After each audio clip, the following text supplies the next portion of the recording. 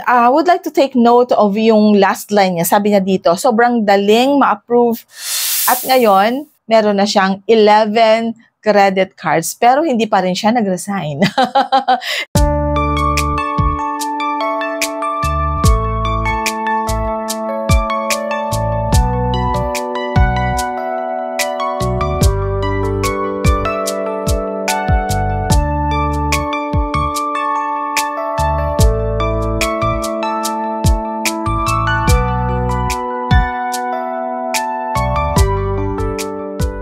So, hi everyone, Crisel Morales here. Welcome back sa ating YouTube channel.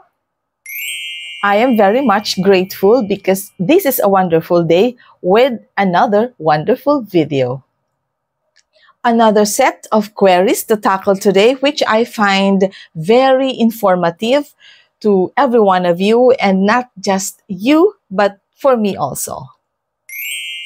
All right, let's move on. First query from Melchor Famero. Ang sabi niya, Ma'am, pag malaki ba ang hold amount, mas may chance na ma-approve? All right, so he spoke about or he inquired about hold-out deposit. Meaning to say, nag-i-inquire siya sa secured credit card. Okay, sabi niya, ma-approve po ba ito or malaki ba yung chance para ma-approve kapag may hold-out deposit? My answer to you, Melchor, is yes. Okay, actually, dun sa mga hindi na-approve ng kanilang mga credit card application, some, if not most banks, suggest yung secured credit card. Itong secured credit card kasi, since you're going to deposit a hold amount na parang collateral, no, doon sa credit limit na ibibigay ni bangko sa'yo.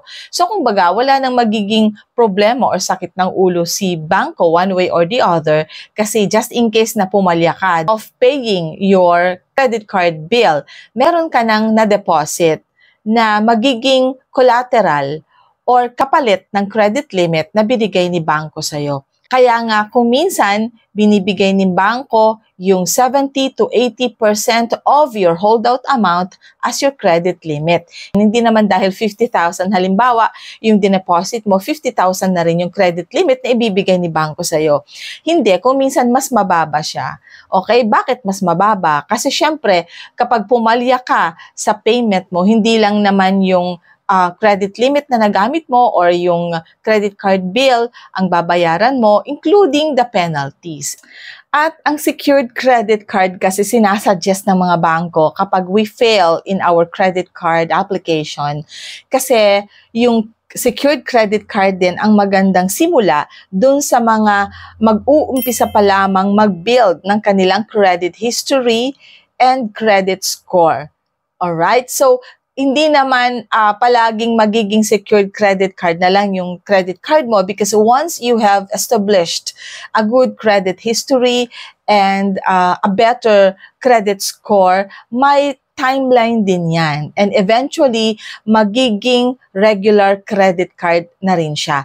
Magpakita naman tayo ng konting gilas kay bangko, magbayad on time, at talagang responsible ka in your obligations in paying every single amount na nagamit mo from your credit card. And with that, you'll be able to build a good credit history and a good credit score, and once you maintain that, eventually, after several months, magiging regular na rin ang credit card mo. So, Melchor, ang sagot dyan, yes, malaki ang chance para ma-approve ang credit card mo once you arranged a secured credit card with the bank. Okay, another query na nanggaling naman kay Mark Joseph, and I think itong query niya is similar or connected doon sa query ni Melchor a while ago. So, it goes like this. Nag-apply po ako ng credit card pero gusto ko nang i-cancel dahil na-hold ang account para doon daw sa pondo. Makukuha ko pa ba ang pera ko pag na-cancel na?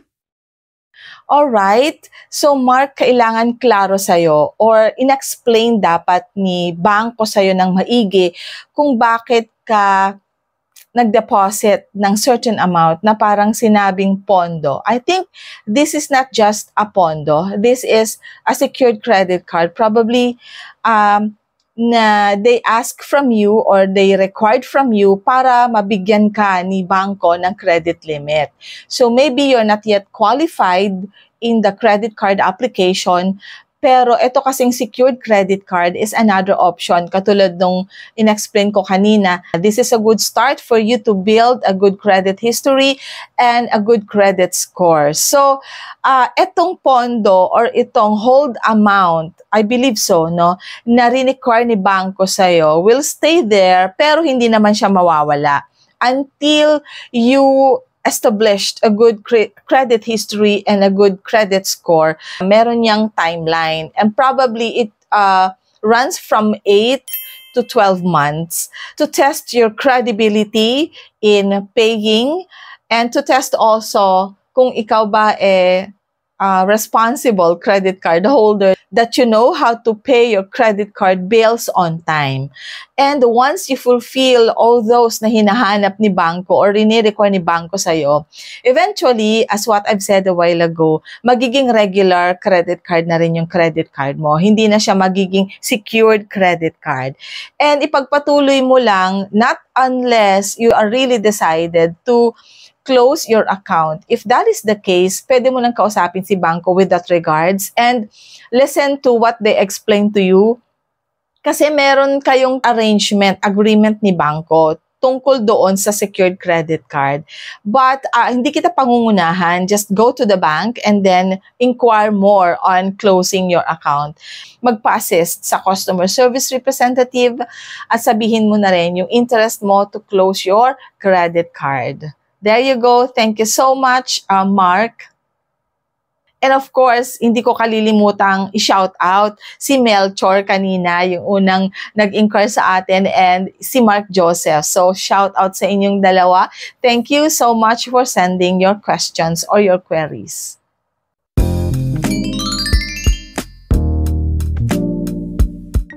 Alright, so another query from one of our subscribers who inquired about PNB Zelle Mastercard. Pero meron na nga raw siyang Mabuhay Miles. Ma'am, tanong ko lang po kung pwedeng mag-apply ng Zelle Mastercard pero may Mabuhay Miles po ako. Salamat po. Alright, si Mabuhay Miles, may annual fee yan. Pero may mga points and rewards na pupunta sa miles. Iyon ay isang klase ng benefit, no? Pwede mong gamitin if, for example, you're going to travel abroad, pwede mong gamitin yung naipon mong miles. Alright? Philippine Airlines on redeeming miles. Turn your earned miles into your next trip or use them with our program partners. Ngayon, etong Mabuhay Miles, meron siyang annual fee, as what I've said a while ago. Pero si PNB Zelle Mastercard, wala siyang annual fee, wala siyang late payment fee, wala siyang cash advance fee, wala siyang over-limit fee. So, yung mga kinakatakutan nating fees, wala sa kanya. So, I think mapupunta ka doon sa sitwasyon that you have to choose whether you would like PNB Zelle Mastercard to stay or the Mabuhay Miles to stay. Remember na walang separate credit limit pag nag-apply ka ng PNB Zelle Mastercard. So, yung credit limit mo doon sa Mabuhay Miles, shared sila ni PNB Zelle Mastercard. But wisely, okay lang din kasi wala namang annual fee at mga iba pang fees na kinakatakutan natin, itong si PNB Zelle Mastercard. You can just keep the both of them or give up the other one. Ako kasi pina-close ko yung Mabuhay Miles ko eh. I don't know, but I wasn't really interested for the Mabuhay Miles credit card. Parang, I don't know why, hindi ko siya masyadong ma-appreciate kasi hindi naman ako nagta-travel all the time or most of the time. So, siguro pag magta-travel man ako once in every blue moon, once in every 2 years or things like that, mas gusto ko, in other words, na i-maintain si PNB Zelle Mastercard. Kaya ako give up si Mabuhay Miles. But if you think you both need these credit cards, di baling may annual fee si Mabuhay Miles dahil wala namang AF si PNB Zelle Mastercard.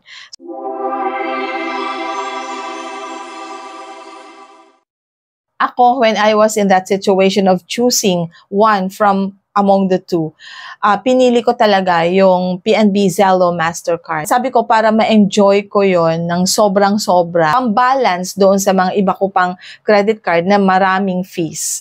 Alright, so I am just suggesting, so disclaimer, you can copy-paste, you can, tawag nito, take that advice or not. If you would like to retain the 2 credit cards, okay lang din. Alright? So, pwede ka pa rin mag-apply ng PNB Zelle Mastercard kahit meron ka ng mabuhay miles. Thank you so much for your query. Okay, another very inspiring query na nanggaling kay Learn with Oscar. Okay, ito yung sabi ni Learn with Oscar. Hi, madam. You look very ganda pa din po. Noon, sabi ko sa sarili ko, pag nagka-credit card ako, pwede na akong mag-resign sa work ko.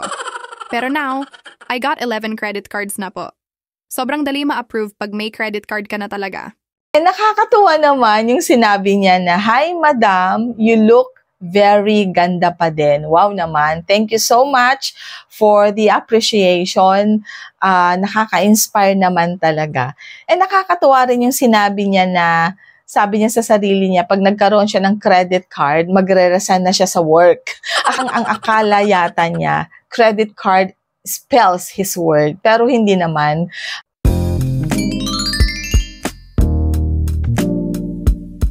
Credit card is not our life, no? So, pero nakakatuwa pa rin yung sinabi niya na pag nagka-credit card siya, magre-resign na siya sa work. Okay, saan kaya manggagaling yung credit limit na yon na magsusupply sa kanya habang wala na siyang work? Alright? Okay. So, it's just so fun, no? But then, na-realize niya na hindi pala.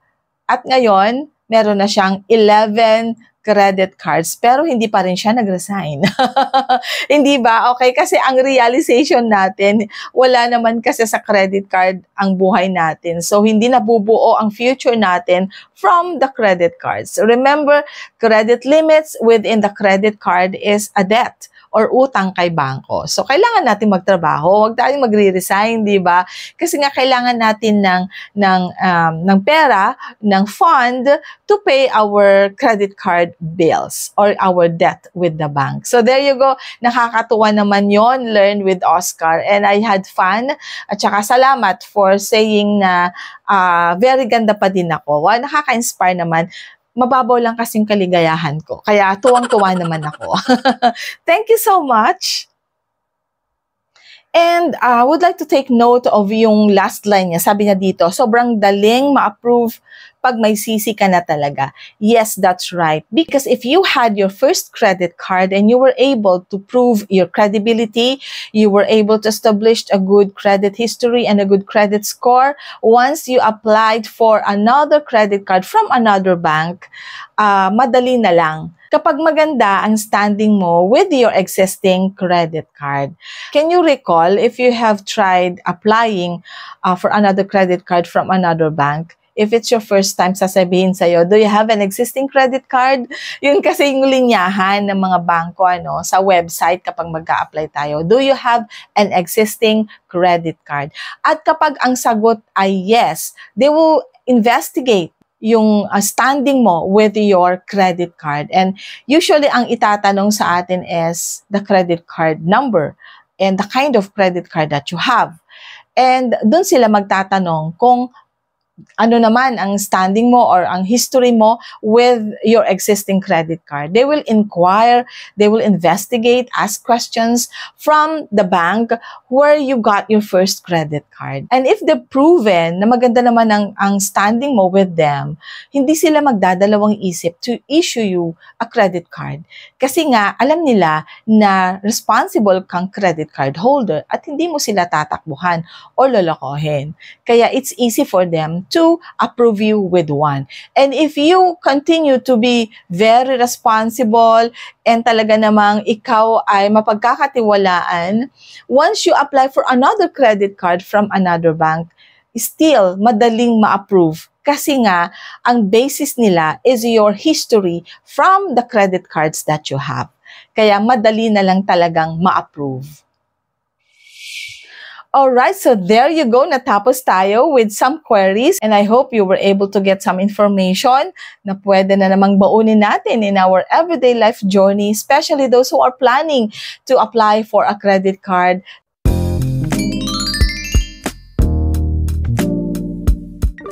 Those information are very powerful, no, to assist you doon sa interest mong mag-apply ng credit card. So maraming salamat. And sa mga nag-subscribe lately, thank you din po. And sa mga hindi pa nag-subscribe pero dumadaan lang sa ating YouTube channel, sana makapag-subscribe na rin kayo. And please don't forget to tap the notification bell down there so that you'll always be notified kapag meron tayong bagong video. So maraming salamat muli. And remember, kahit anong klaseng pagsubok yan, life is beautiful because God is so good. Bye everyone!